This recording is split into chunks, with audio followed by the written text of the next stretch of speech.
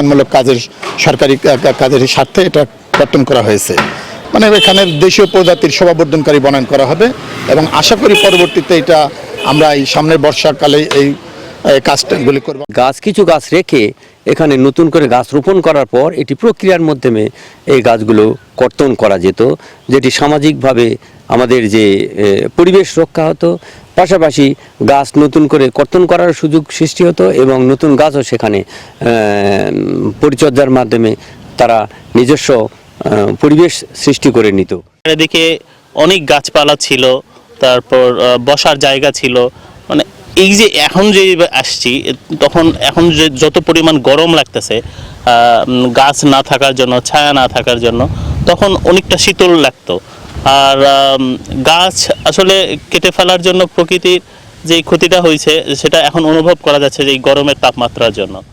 প্রাকৃতিক যে সৌন্দর্যটা ছিল পূর্বে, এখানে অনেক সুন্দর মানে পানি ছিল, এরপরে পানির মধ্যে কি সুন্দর পদ্ম পাতা, এরপরে পদ্ম ফুল ছিল এবং বিভিন্ন ধরনের গাছপালা ছিল। মানে যে একটা প্রাকৃতিক যে একটা সৌন্দর্য এখানে আসলেই সেটা বোঝা যেত এবং দেখলেই অনেক মানে মনোরঞ্জন হতো, ভালো লাগতো। কিন্তু বর্তমানে যে আমরা আসি, এখানে আসে মানে ওই অনুভূতিটা আর পাই না।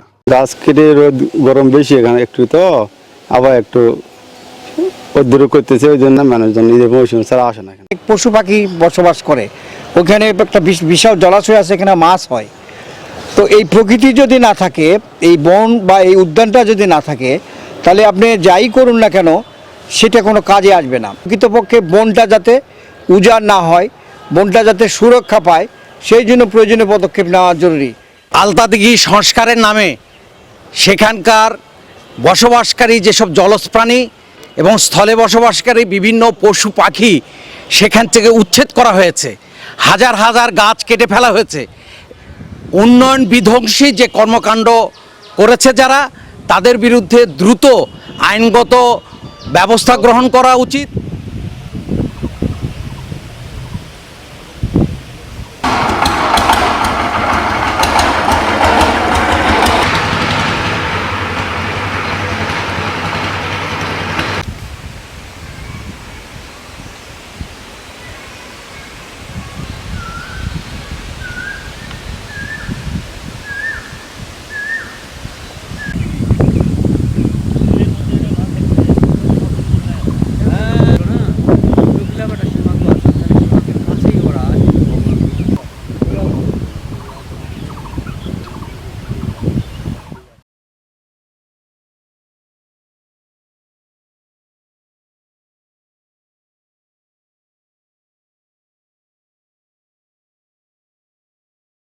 ধীরে নেবে পরে ঠিক করলে মনে প্রতিকলাতে যাবো, তো ওদিকে রিজনাল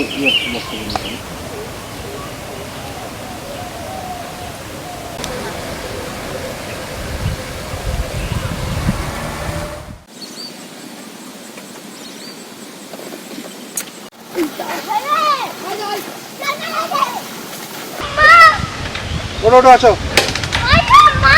আসো বসে।